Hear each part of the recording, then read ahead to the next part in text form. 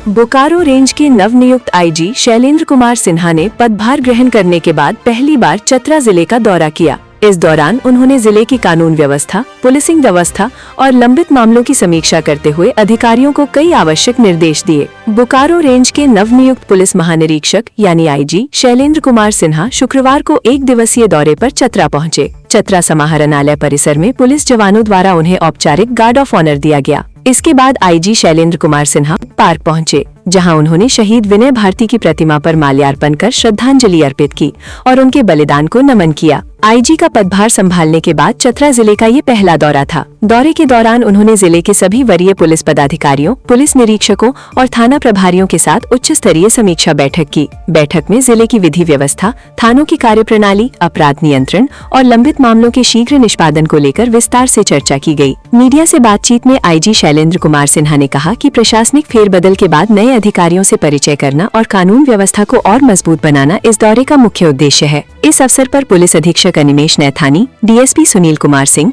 STPO Sunny Vardhan, सिमेरिया STPO Nagargoje Shubham भाऊ साहिब सहित चतरा के तमाम वरीय अधिकारी मौजूद रहे। आगे देखिए चतरा दौरे के दौरान बोकारो रेंज के आईजी शैलेंद्र कुमार सिन्हा ने पुलिस व्यवस्था को लेकर क्या कहा। बने रहिए न्यूज स्केल लाइव के साथ, भरोसे की पहचान। चतरा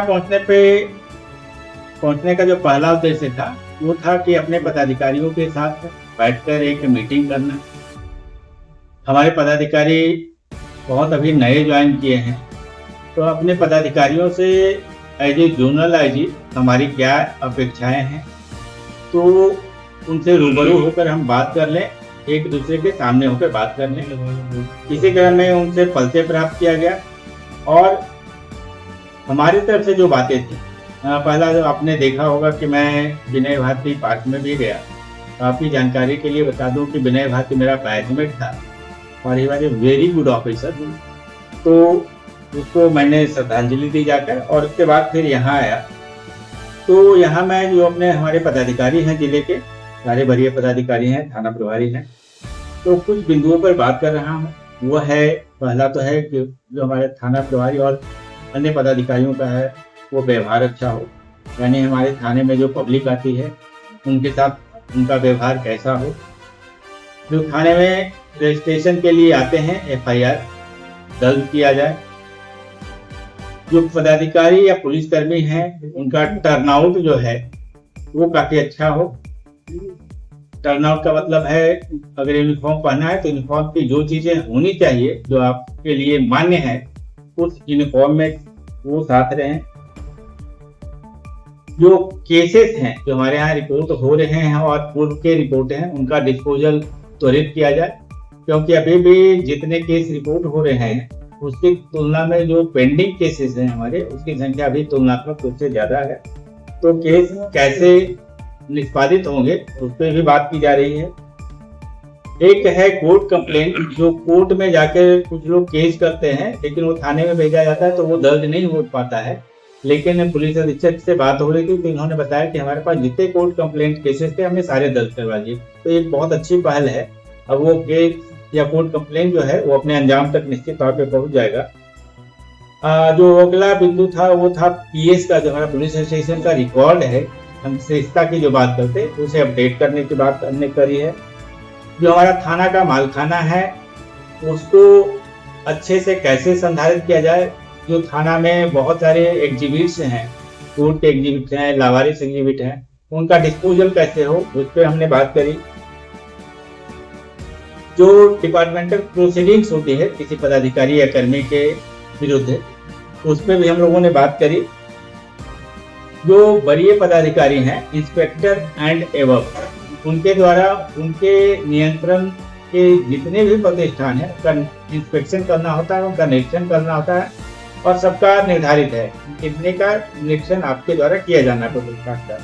तो उस पर बात करी हम लोगों ने।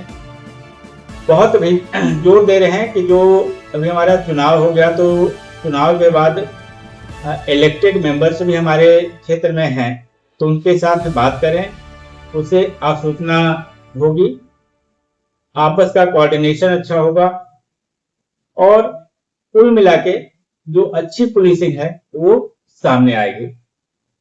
एक हमने जो दिशा निर्देश दिया है वो है कि सिविल साइड के साथ मिलकर। हमारे पास थाने में मुख्य रूप से जमीन से जुड़े हुए मामले बहुत आते हैं, लेकिन जमीन के मामले में जो पुलिस का रोल है वो बहुत लिमिट है। एक तो प्रिवेंटिव है कि हम प्रिवेंट कर सकते हैं कि मार्केट नहीं हो, उसको रोक सकते हैं। दूसरा मालिकाना हक आता है, लेकिन दोनों को डिसाइड करने का काम सिविल साइड के पास है। तो पुलिस का रोल बहुत लिमिटेड है, लेकिन पब्लिक को जो सारी समस्या आती है वो जमीन से जुड़ी होती है। तो उसके लिए हमने एक थाना दिवस निर्धारित करने की बात कही है कि हर एक थाने में एक वैसी तिथि निर्धारित की जाए, उसका प्रचार प्रसार करते हुए जहां लोग आकर, जहां पुलिस प्रशासन के भी लोग रहेंगे और सिविल साइड के भी लोग रहेंगे, जो समस्याएं हैं आम जनता की उनका हम लोग निपटारा कर सके। तो ये सब कुछ विशेष बातें थी जिसके लिए हम आज यहाँ आए हैं। चतरा मेरा फर्स्ट विजिट है और हमारी जो अपेक्षाएं हैं, जिन बिंदुओं पे हमने आपसे बात की, वो मैं अपने पदाधिकारियों से अपेक्षा करूंगा कि वे उसे पूरा करें। और जो सबके जड़ में है वो है बेसिक पुलिसिंग की, अच्छी पुलिसिंग की। वो एज ए टीम, मैं नहीं चाहता कि मैं जोनलाइज हूँ और सारी चीजें हमारे हिसाब से अकेले हो जाएंगी, वो नहीं। ये हमारी पूरी टीम है चतरा जिले की, जिसके हेड हमारे पुलिस अधीक्षक है और उसके साथ जो उनकी टीम है, हम लोग अच्छे रिजल्ट की उम्मीद करेंगे और पब्लिक को अच्छा परिणाम दे सके पुलिस, जिसके लिए काम। नशा के विरोध के लिए क्या निर्देश दिया? हाँ, वो भी सबसे उसका बड़ी पार्ट समस्या है, वो भी उसका पार्ट है, उस पर भी कार्रवाई करने की बात। सर, डीजीपी का निर्देश था कि निजी वाहन चालकों को नहीं रखना है, बाहरी चालकों को, लेकिन कई पुलिस थाना क्षेत्रों में देखा जा रहा है कि बाहरी चालकों को रखा जाए। उसके लिए इससे रीजन तो ये गोपनीयता हो पर सकते हैं कि सवाल अगर उठा। आपके पास वाहन है, आपके पास जितना सैंक्शन स्ट्रेंथ है, जितने वाहन है, नहीं है तो फिर करेंगे क्या? नहीं, चालकों को, बाहरी चालकों को रखा जा रहा है जिससे गोपनीयता पर।